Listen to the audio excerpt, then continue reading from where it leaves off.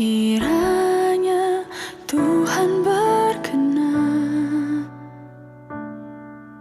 memberkati rumah keluargaku. Apa yang telah Tuhan berkati, diberkatilah untuk selamanya.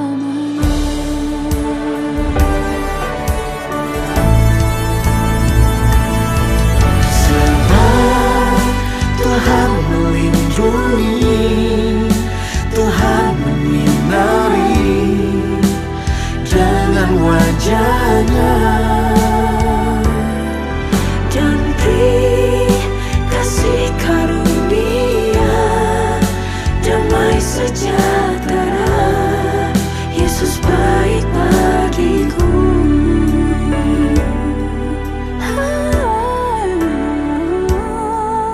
kiranya Tuhan berkenan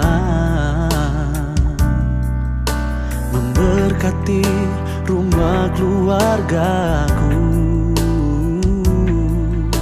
Apa yang telah Tuhan berkati, diberkatilah untuk selamanya. Tuhan melindungi, Tuhan menyinari dengan wajah-Nya, dan beri kasih karunia, damai sejahtera. Yesus baik bagiku. Tuhan baik bagiku. Tuhan baik untuk selamanya.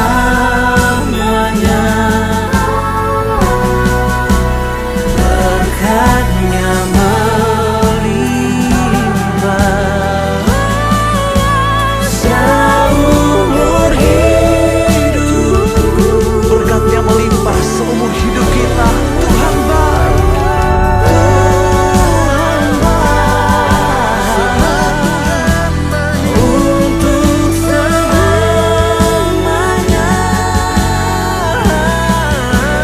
Berkat-Nya melimpah seumur hidupku.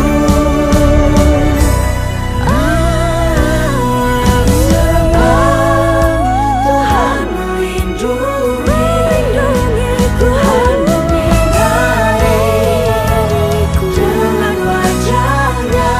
Kami percaya Kasih karunia, damai sejahtera. Yesus baik bagiku.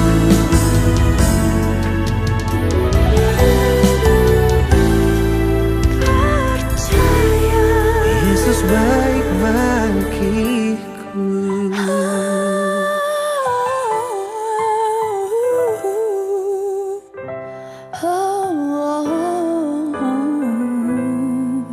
Yesus baik bagiku.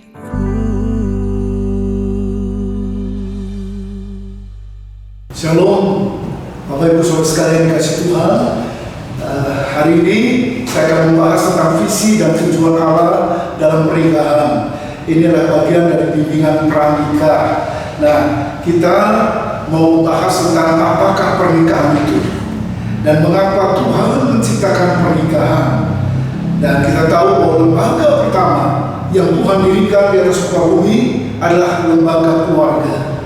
Dijadikan di Taman Eden, dan lewat seminar ini kita mau belajar mempersiapkan agar suami istri memahami esensi, visi, dan tujuan Allah dalam menciptakan pernikahan, lembaga keluarga.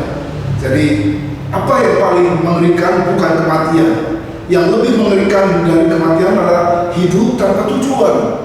Yang lebih mengerikan dari hancurnya rumah tangga adalah keluarga yang tanpa tujuan.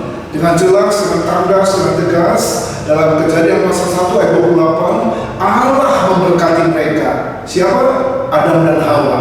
Lalu Allah berfirman kepada mereka, beranak cuculah dan bertambah banyak. Ada reproduksi, ya, penuhi bumi. Taklukkan itu, berkuasalah atas ikan-ikan di laut dan burung-burung di udara dan atas segala binatang yang merayap di bumi. Jadi Tuhan menciptakan manusia, menempatkan di Taman Eden menjadi penguasa, pengelola untuk membuat bumi ini bisa diatur sedemikian rupa. Dan kemudian Tuhan memberkati mereka, menyuruh mereka beranak pinak, beranak cucu, bertambah banyak untuk memenuhi bumi. Nah saudara, dan dalam Kejadian 1 ayat 25, Tuhan Allah mengambil manusia itu, menempatkannya dalam Taman Eden untuk mengusahakan dan memelihara taman itu. Jadi Tuhanlah yang berinisiatif, Tuhan yang mula-mula merancang pernikahan. Jadi Tuhan punya tujuan yang jelas dalam kehidupan nikah. Nah, kenapa kita menikah? Ada banyak orang ketika ditanya kenapa menikah, jawabannya ya, saya menikah dengan teman saya, sahabat saya. Apakah persahabatan itu menjadi fondasi yang kokoh? Karena kadang-kadang juga persahabatan bisa renggang, ya. Meskipun 80% lebih suami istri menikah itu dengan temannya, dengan sahabatnya. Itu hasil survei, saudara. Tapi persahabatan saja itu bisa menjadi renggang, ya. Kadang-kadang hubungan mungkin menjadi jauh sedemikian rupa, dan itu tidak bisa membuat kokoh sebuah komitmen dalam pernikahan. Ada yang menjawab, oh kami saling melengkapi, kami cocok. Sebelum menikah semuanya cocok, dan cocok itu muncul setelah menikah. Jadi memang manusia, laki-laki dan perempuan, makhluk yang kontras, berbeda sama sekali, tapi relatif, saling melengkapi satu sama lain. Bapak Ibu Saudara sekalian yang dikasihi Tuhan, jadi Tuhan ingin agar kita tahu persis jawaban, motivasi utama apa, ya, kenapa orang menikah dan apa tujuannya. Jadi Tuhan menciptakan keluarga sebagai institusi utama yang menjadi sandaran semua kehidupan manusia dan peradaban. Unit yang terkecil dari masyarakat adalah rumah tangga, keluarga inti. Sepasang suami istri bisa diberkati dengan anak-anak ataupun tidak, jadi sudah lengkap, ya. Jadi dengan atau tanpa kehadiran anak ataupun anak-anak, suami istri sudah sempurna, lengkap, ya. Saudara, pernikahan yang dimotivasi oleh Allah bertujuan untuk memuliakan Allah, untuk meninggikan Kristus, dan istimewa untuk memperluaskan Injil Kerajaan Allah.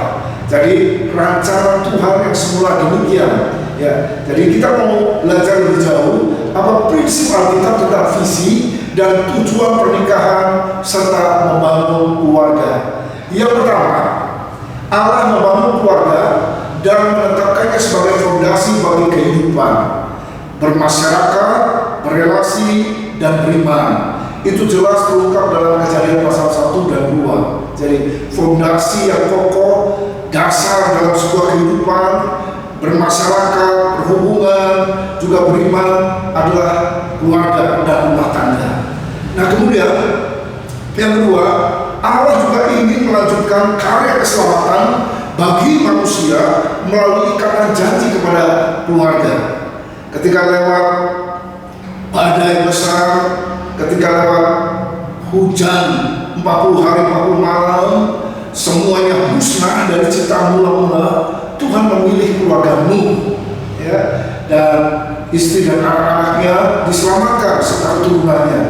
Jadi hari ini seluruh umat manusia adalah keturunan dari Nuh, ya. Kemudian yang ketiga, Allah merancang keluarga untuk menjadi pusat kesaksian tentang karya dahsyat Tuhan, perbuatan Allah yang baik, dan juga menjadi center dari discipleship, pusat dari pemuridan bagi seluruh anggota keluarga untuk mengenal jalan-jalan Tuhan, untuk mengenal kehendak Allah, untuk mengenal rencana Tuhan, dan untuk hidup menyenangkan baginya, ya. Jadi jelas ketika Tuhan memilih Adam, kemudian Tuhan memilih Nuh, Selanjutnya Tuhan dalam Kejadian 12 memilih Abraham, ya, dan jelas rancangan Tuhan. Aku telah memilih Abraham supaya diperintahkannya kepada anak-anaknya dan kepada keturunannya supaya tetap hidup menurut jalan yang ditunjukkan Tuhan.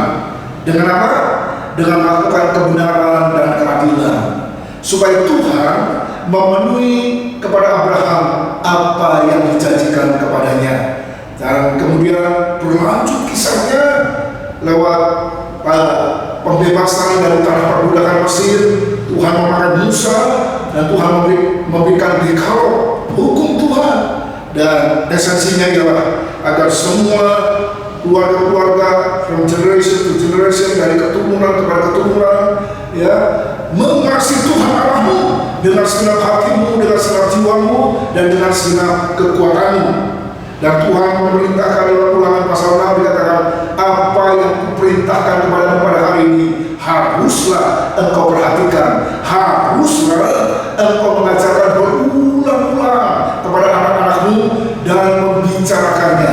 Apabila engkau duduk di dalam rumahmu, apabila engkau sedang dalam perjalanan, apabila engkau sedang berbaring, apabila engkau bangun, haruslah juga engkau meningkatkannya sebagai tanda pada tanganmu, dan haruslah itu menjadi lambang di dahimu. Ya, itu dalam Perjanjian Lama. Ya, bagaimana pola pendidikan keluarga Israel itu bertahan karena mereka dasarnya bukan kepada yang lain, bukan pada institusi atau lembaga yang lain seperti kepada gereja, kepada sekolah umum. Ya, itu pola Yunani. Sedangkan Alkitab mengajarkan Ibrani pola magang dalam rumah. Orang tua mengajarkan kebenaran firman.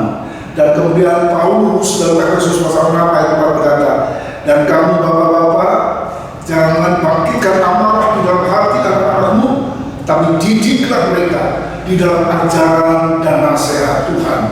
Pengajaran firman Tuhan, nasihat firman Tuhan, itu yang menjadi fondasi dalam kehidupan setiap pribadi. Kalau mereka tetap kuat, kokoh, dan mereka boleh bertumbuh dalam kasih karunia dan dalam pengenalan Tuhan dan Yesus Kristus, maka mereka bisa menjadi pribadi yang kuat. Ya.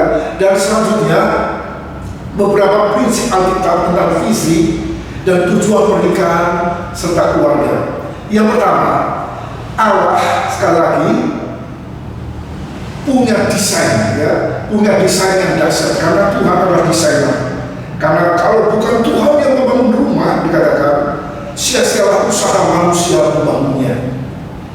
Jadi Tuhan adalah perencana agung, desainer agung yang merancang seluruhnya. Dan Alkitab menunjukkan kepada kita bahwa pernikahan adalah sebuah hubungan relasi antara Allah, suami dan istri, seperti segitiga dalam gambar ini. Ya, jadi Allah center pusatnya di atas, kemudian suami istri. Ya, jadi semakin suami istri mendekat kepada Allah, maka hubungan mereka saling dekat. Kalau relasi mereka saling menjauh, maka hubungan juga mereka saling menjauh. Jadi kalau suami dekat kepada Allah, ya, kemudian istri juga mendekat kepada Allah, maka hubungan mereka satu sama lain semakin dekat. Kalau mereka jauh, mereka juga semakin jauh, ya. Dan membangun relasi pernikahan dibutuhkan kerjasama sumber hidup. Untuk apa? Untuk selalu menyatukan dengan cara dan pola yang benar. Untuk membangun sebuah rumah tangga yang bahagia, perlu kerjasama dari suami dan istri.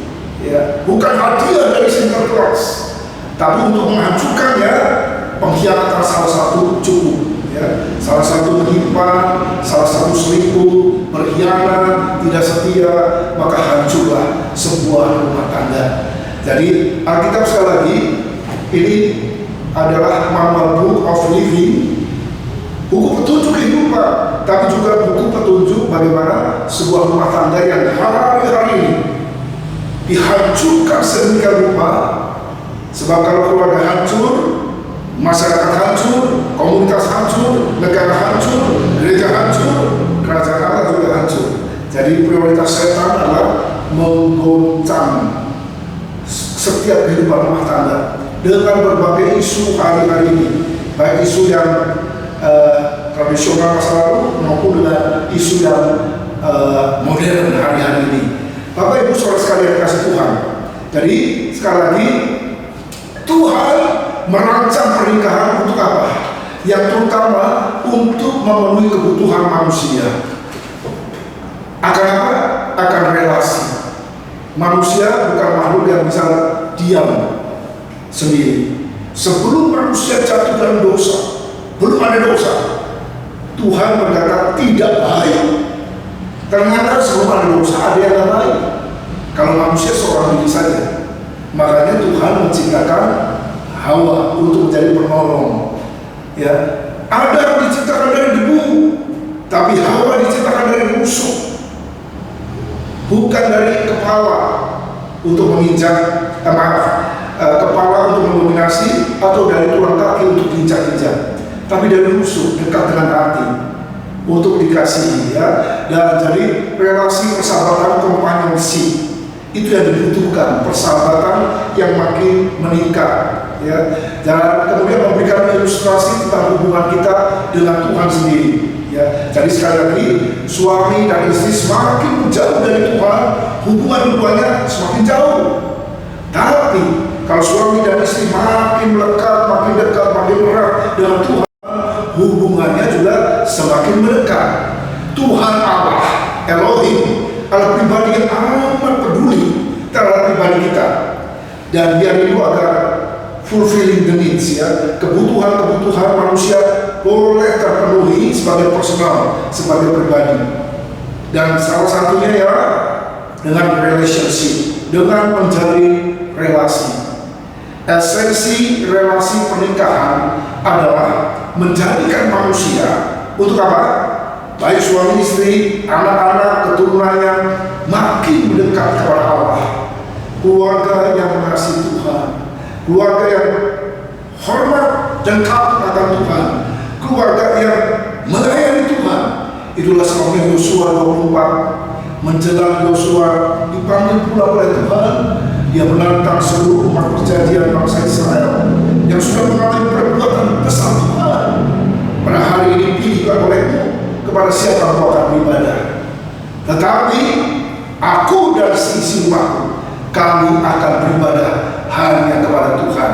Jadi jelas Bapak Ibu, bahwa Allah lah inisiator, Allah yang merancang, Allah Tuhan adalah desainer sebuah pernikahan. Karena Allah yang merancang pernikahan, dia yang paling tahu cara terbaik untuk menjalankan pernikahan, ya. Dan sekali lagi firman Tuhan memberikan kepada kita prinsip-prinsip yang kita butuhkan untuk hadirnya, untuk terwujudnya sebuah pernikahan yang memuaskan. Di tengah-tengah hancurnya lembaga pernikahan hari-hari ini, Tuhan ingin membuktikan, ya, kalau fondasinya teguh, langit dan bumi akan berlalu, tapi firman Allah tinggal tetap. Yang fondasinya adalah firman Tuhan, maka pernikahannya juga akan kokoh. Allah merancang pernikahan, Tuhan merancang pernikahan untuk apa?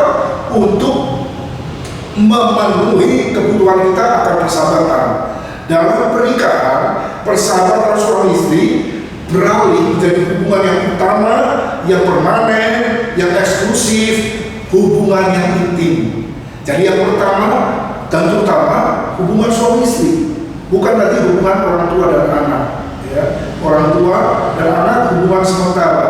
Anak-anak akan bertumbuh, kemudian mereka akan terbang sesuai dengan panggilan masing-masing, punya keluarga sendiri, dan keluarga yang lama empty nest, caranya kosong, kembali ke modal suami istri. Jadi hubungan relasi yang penting dalam kehidupan suami istri adalah menjadi prioritas yang utama. Kemudian menjadi hubungan yang permanen. Kenapa? Dipersatukan oleh Tuhan. Permanen, melekat erat.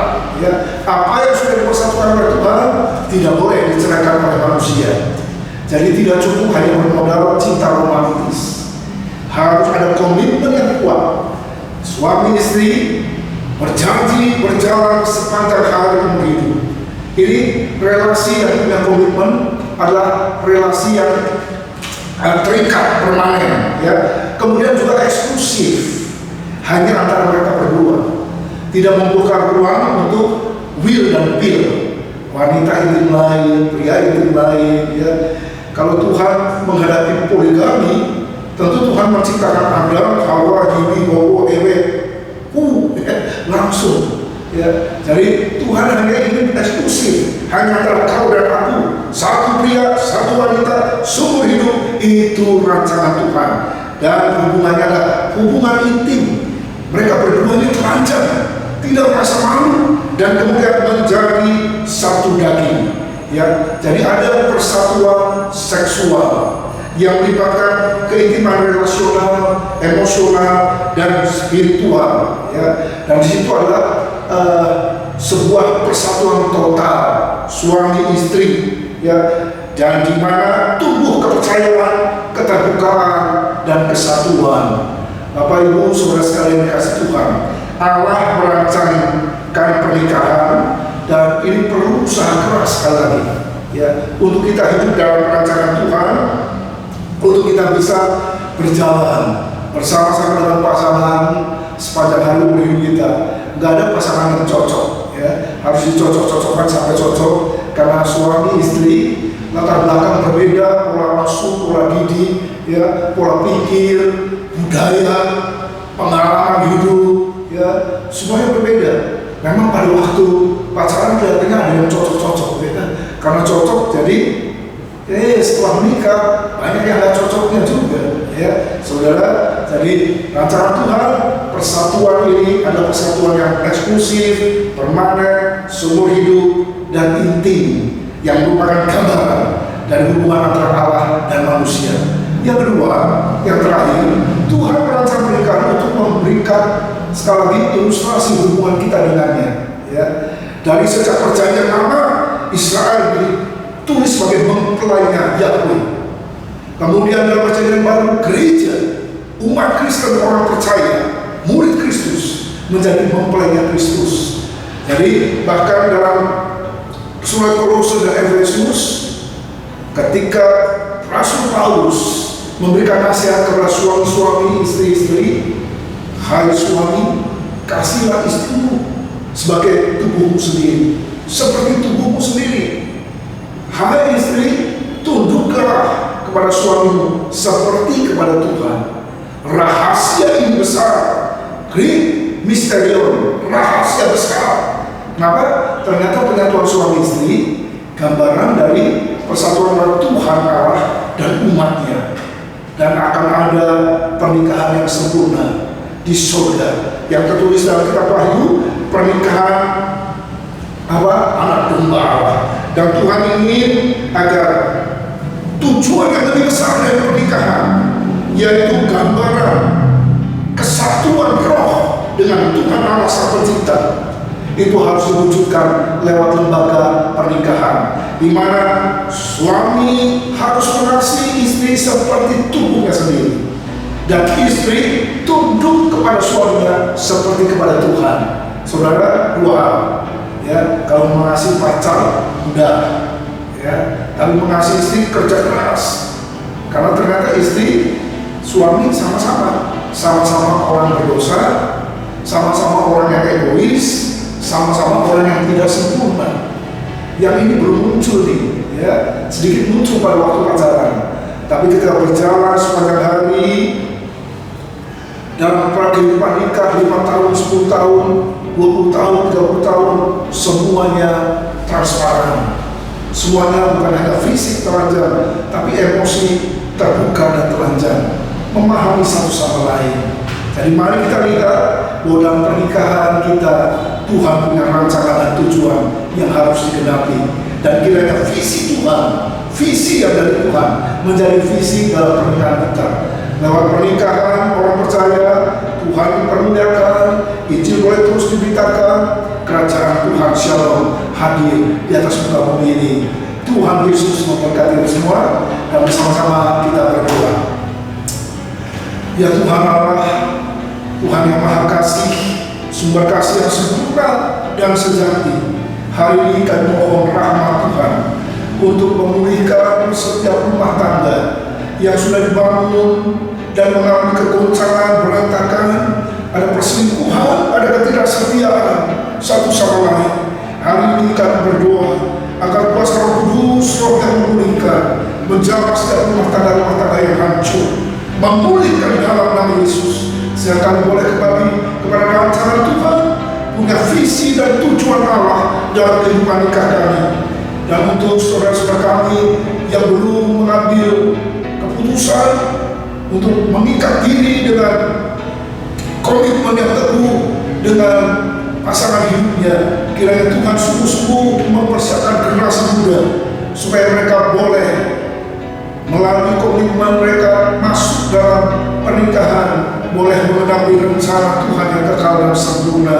Terima kasih Bapa di surga, dan hari ini kami berdoa ketika Tuhan melawat kami, pulihkanlah kehidupan setiap rumah tangga sehingga boleh mewujudkan, merepresentasikan kehadiran kerajaan Allah di atas muka bumi.